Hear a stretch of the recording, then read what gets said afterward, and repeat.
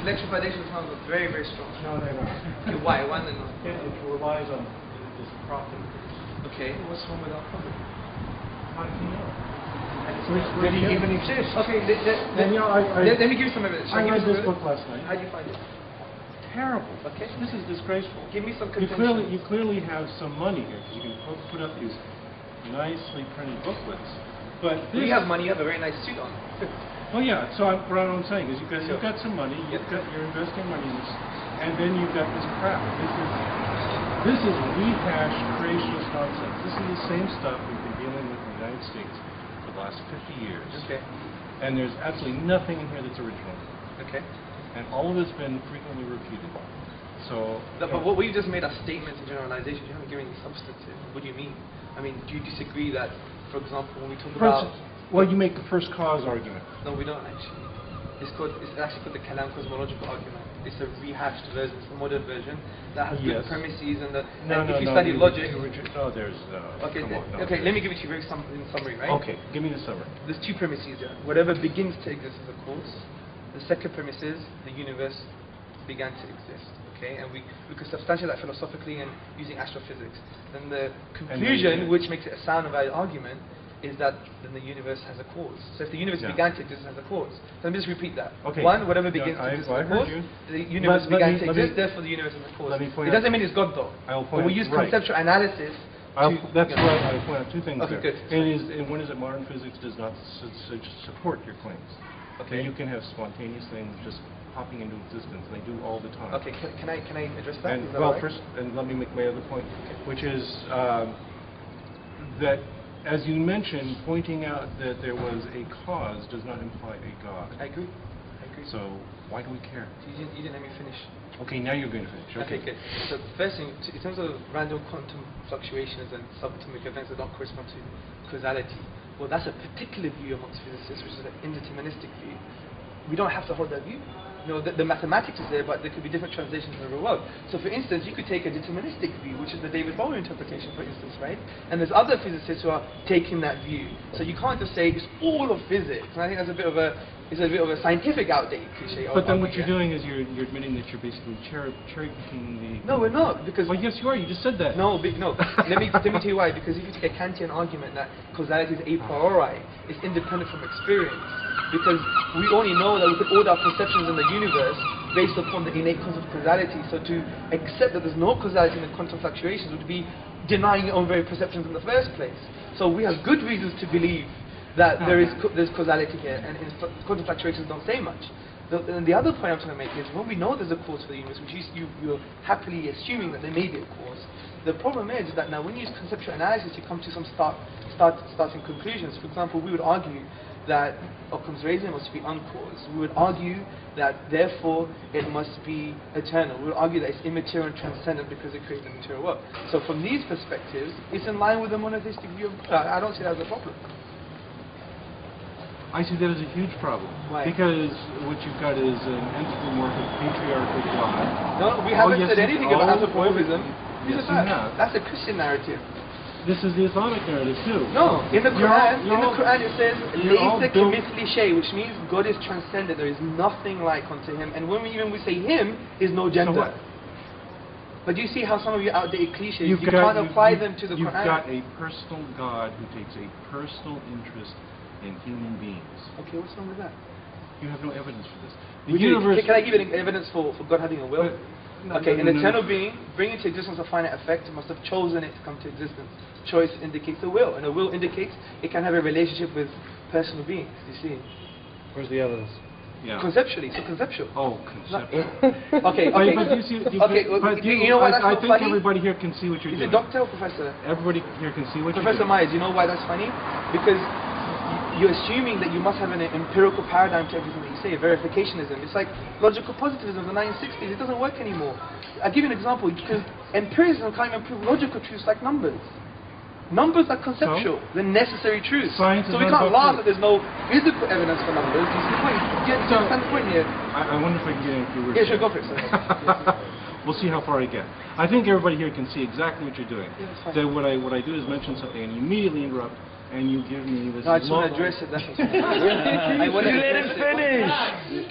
Case proven. Go for it. And then you immediately interrupt and you throw out this long series of philosophical battleground, which is completely irrelevant to your premise. I don't care about this philosophy. Okay? Philosophy is a useful tool for generating good questions, but then science is what answers them. Science does not meddle in proofs. So when you keep talking about proofs, you're just going right over my head. I don't care. Proofs don't matter. What matters is, do we have empirical evidence for anything that you're talking about? And we do not. And in fact, we have empirical evidence that defies these interpretations that you're throwing at us. Can I address that? Why? Sure. Thank you. First and foremost, don't you think it's an unhealthy way intellectually to always require empirical evidence to form conclusions about things? Because that would go back to logical positivism. It's very crude. Wouldn't you agree? No, I would not agree. Okay, why not? Because you need the empirical evidence in order to confirm your interpretations of the world. That what we do in science is that you make preliminary hypotheses, which of course are conceptual. Sure. But then you rely on the fact that you have to generate empirical evidence about the world around you in order to test them. When you talk constantly about this conceptual stuff, this philosophical stuff, what you're doing is charging off without anything to ground your conclusions. Okay. Because I think there's a hidden assumption here that the only way you should ground conclusions are empirically. And I agree there's a value for empiricism. No, that's not true. But I would argue that there's some logical truths, for instance, that are necessary before you even have empiricism, you see. This is why when there was the big rationalist debate, the rationalists were the empiricists, mathematics was the battleground, wasn't it? And this is why you have some empiricists are rationalists for mathematics, but when it comes to the world, the empiricists. That's how they reconciled it. There was a philosophical contradiction there. So it's useful we're having this discussion, but I think there is that, crude view of that empiricism is the only way forward to come to view about it. No. This isn't about absolutes. This is not about. Not that I'm saying that there's only one true way to interpret the world. Sure. What this is saying that the one reliable method we have requires confirmation from empiricism. Okay. You have not demonstrated another reliable method, because there are lots of people who believe in different religious views. They are all sitting there making exactly the same kinds of arguments you do. The Christians make the very same arguments you do. Yes, they do, of course. Yes. Some Christians. Not all. Most Some Muslims just have faith or just blindly believe whatever. But the point is that you are both using the same methods and you are arriving at completely different conclusions. Yeah, I agree. Can I tell you why I agree with you? Okay, go ahead. The reason I agree with you is because, see, we've got one aspect of the philosophical justification for the existence of a creator cause, whatever you call it. Now from that, then you have the concept of revelation, the concept of text that is claimed to be from the divine. Now, we would humbly argue that, the Quran, which is the book of the Muslims, we would say is a very intrusive text. It's an imposing text, right?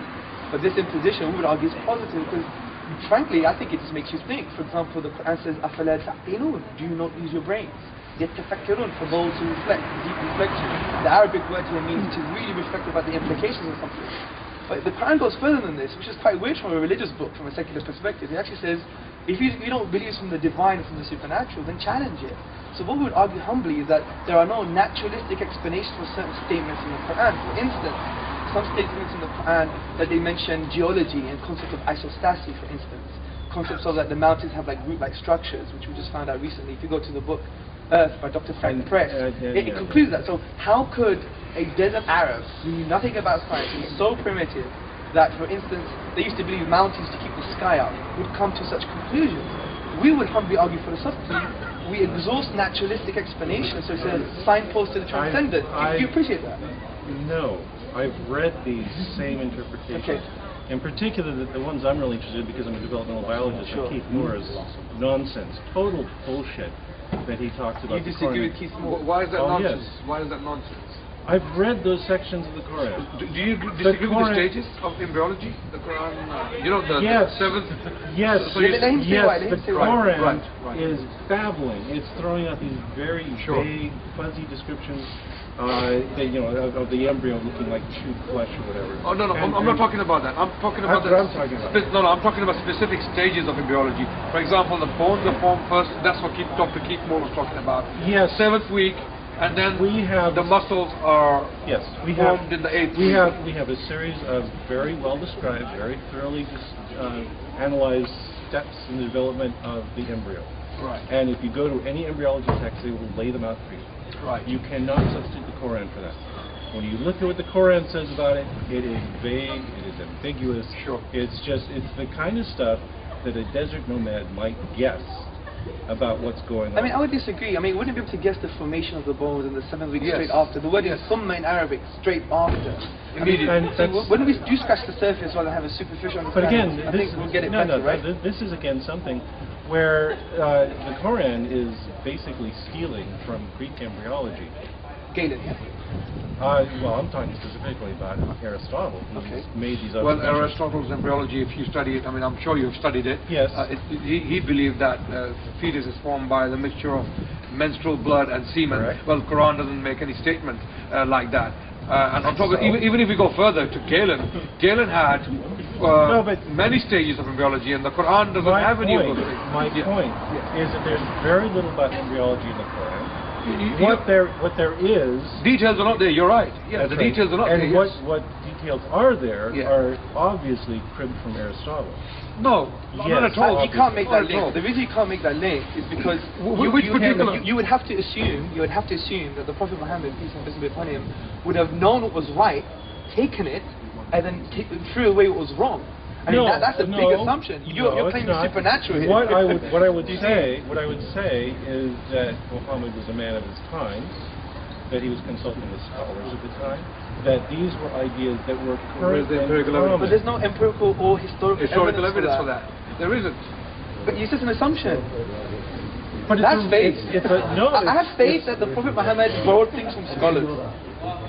Yes. That's faith. A man of faith, ladies and gentlemen. That is a reasonable assumption. No, the alternative is to assume but the history is counter to that. The history is counter to that. You see? You're saying that Muhammad was some kind of extremist living in a cave for all of his life? No, what I'm saying was, even if your assumption was true, it would still be incorrect because the scholars of science at the time had no idea.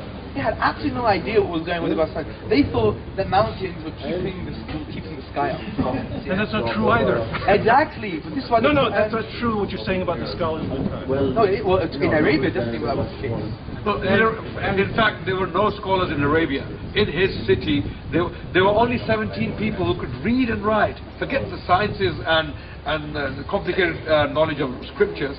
There were only 17 people in his entire tribe who could read and write. I'm just kind of surprised that your argument rests on the fact that you're arguing that Arabs were ignorant nomads who knew nothing at all. Yes, this is what we said. Yes. There were people who were many Europeans at that time as well. I mean, a lot of people. I think the historical evidence shows that there's much more trade and communication going on than you are giving people credit. Well, you can be ignorant and do trade. I mean, we have people doing trade today who are ignorant. And look at the bankers today, man. What they've done to us. They've kept all our money. And trade and information. Like I say, when we look at the descriptions of embryology in the Quran, and we look at the descriptions of embryology in Aristotle, they're the same. Well, in what way, sir? Would you like to give us I think they're the same. The discussion of the development of the bones, etc. All these things, the fairly crude stages that are described in Aristotle, it's obvious. They have a point there. I'm willing to accept that. What I'm saying is, I'm willing to accept that there may be similarities, not that Quran borrowed from Aristotle. My contention is that the specific stages described in the Quran, how does that match with what Aristotle said?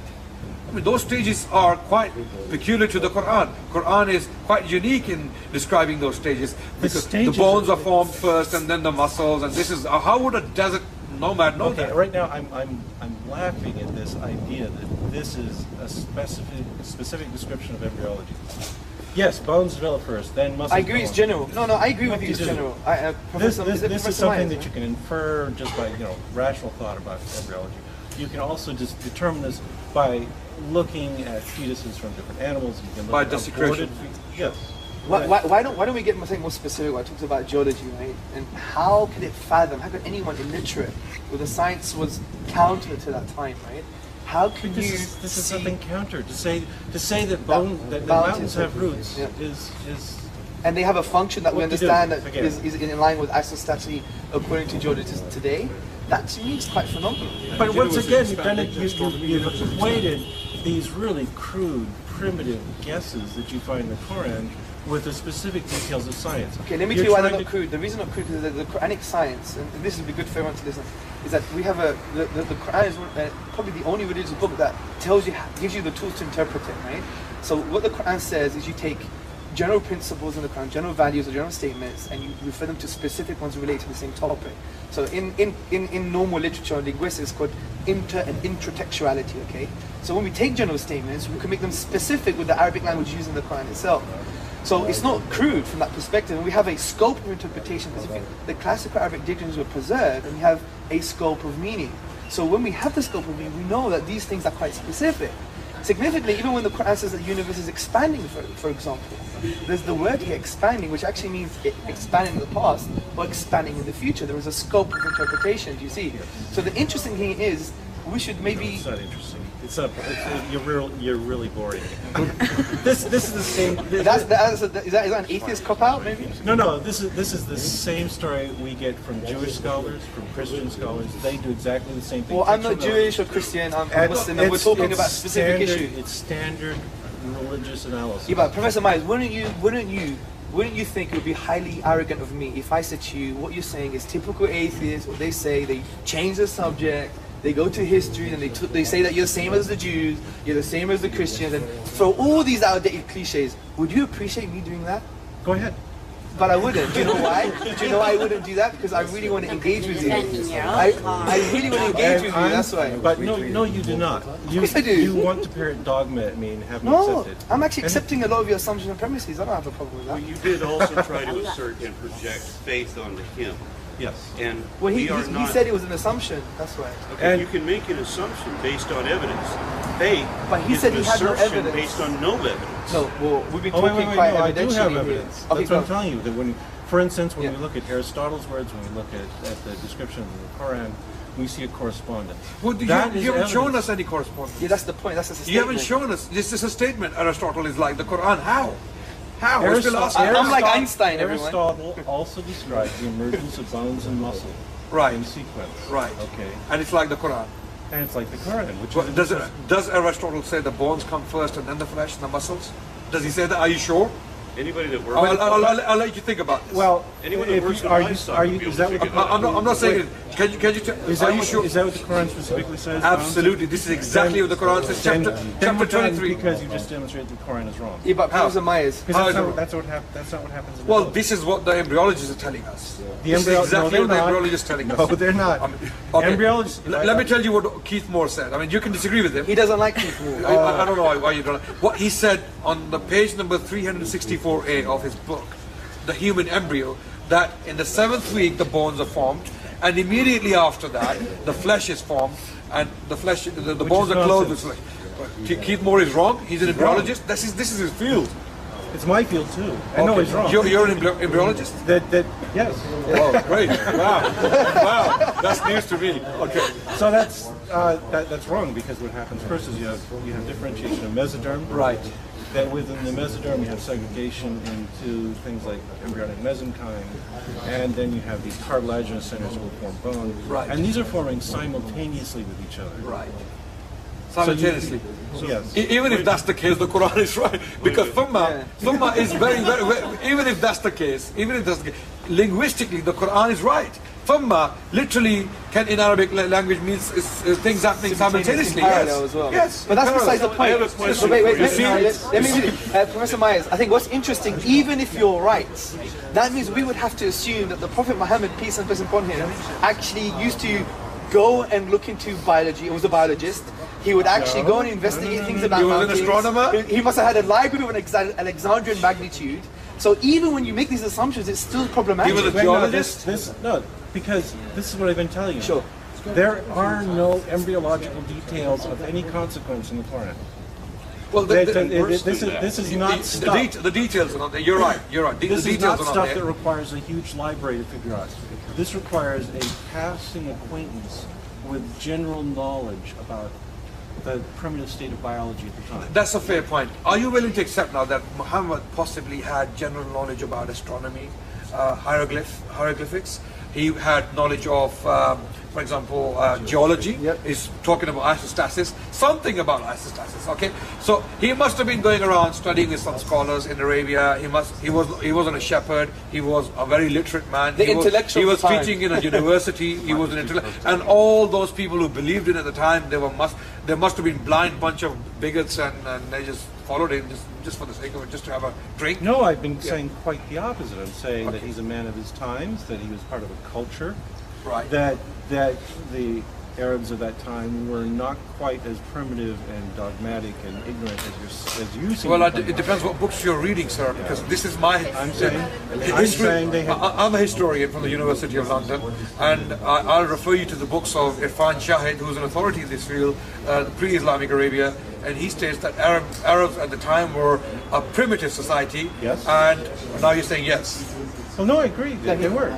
They were primitive in the sense they were not... That's exactly what I'm saying. There was no Arabic language written down at the time. On the one hand, you are complaining that there was this detailed, wonderful science in the Quran that he could only have learned from, revelation. Sure. And I'm saying that no, that what we find in the Quran is an extremely primitive science. There was nothing more than the common man could have learned from, general interactions with learning society at the time. Like mountain roots as well. How would they even know that? It was not even knowledge at that time. Mountain roots. What do we do again? It's all it's saying is that you've got this mountain that's going up here, and there's a lot of depth beneath it. And then they would understand the function of that as well. The function. It is. The function of the Quran is to anchor the crust and things, and that's not the case. That's again wrong. It's not to anchor the crust at all. What is it for? It's actually to, from my knowledge, it's actually to, like Archimedes' fulcrum point. Like that's what isostasis comes from. It's like another term to discuss the Archimedes' fulcrum point, and that's what it's there for. I think the really sad thing here is you're missing the enormous picture to focus on the pixel. Yes. Right. Okay. The enormous picture is that you have something that only communicates with the least credible possible proponent.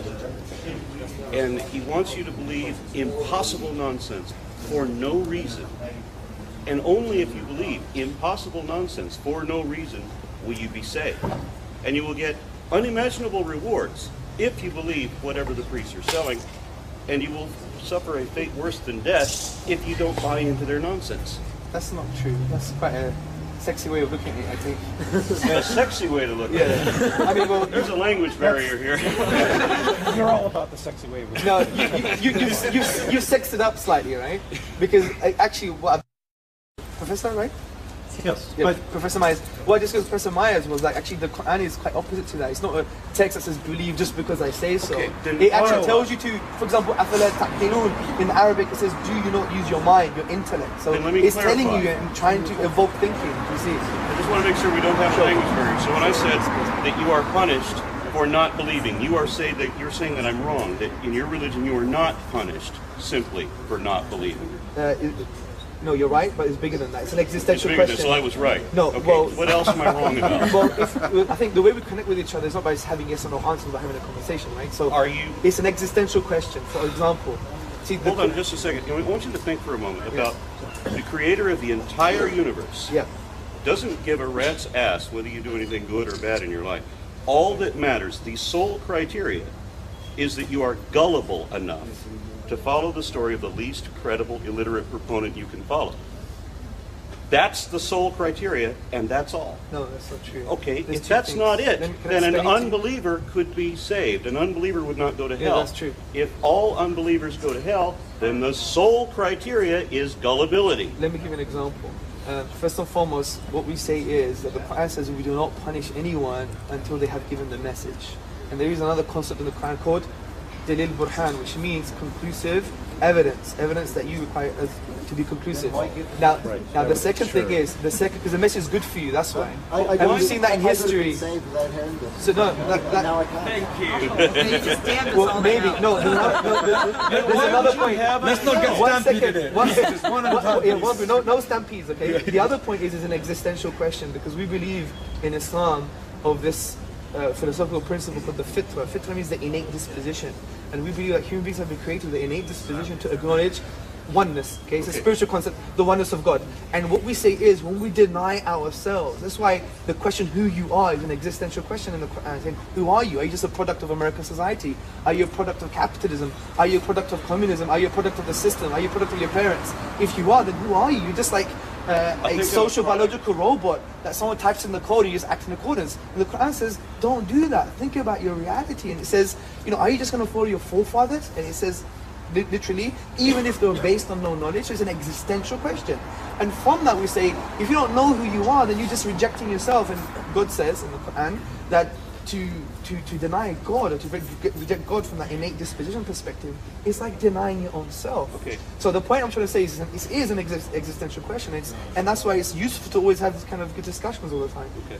Now, my primary interest is in phylogenetics. So when I go to deny myself, I would have to deny that I am an evolved ape. That's what I am. That's what we all are. Okay. The Quran, so far as I know, in denying evolution, denies itself. And you are telling me that what I have to instead adopt... It doesn't deny all principles. The Quran doesn't talk about evolution. Regardless. What you're telling me, it talks about Adam and Eve and all of this, and the great flood that we know didn't happen and all of that. But apart from all that, you're asking me to accept this uber-galactic super being... Well, the Quran doesn't talk about the great flood either. Okay. Okay. Just to clarify, the important point is you're asking me to accept this uber-galactic super being, of which we have no evidence at all, from a system of religion which has, so far, only produced failure in every predictable sense. And you want me to believe that this thing will punish me simply for not believing, and it wants me to believe the least credible people and the most improbable stories. And I'll be punished if I don't. How is that not a criteria of gullibility? Well, there's two assumptions here. First, Thomas said there's this galactic being that doesn't exist. I would deny that. I think there's very good reasons to believe that a divine exists. I could articulate them for you. I would love to see you can read this book. You'll discover it's bullshit all the way through. Professor Myers, because we really want to listen to Miriam Namazi, because she has outdated clues about the Sharia, right? Especially when she talks about rape using four witnesses. That's nowhere in the Sharia. That's not well, testimony is the enough. booklet, I just read a booklet. It's just a joke. But anyway, we'll listen listen to that. The thing is, if we pay for your ticket to come down to London, would you have an intellectual dialogue with us, with a non-Muslim coordinator? An intellectual dialogue with you about what? Or what we've been just doing so far? Would you do that? I'll be around. You might I'll be tell you able what, to, yeah. I'll give you a forum. Cool. Okay? We'll book you on the Magic Sandwich Show. What is that? Magic Sandwich Show. Yeah, we'll have you on the Magic Sandwich. Is that a real show?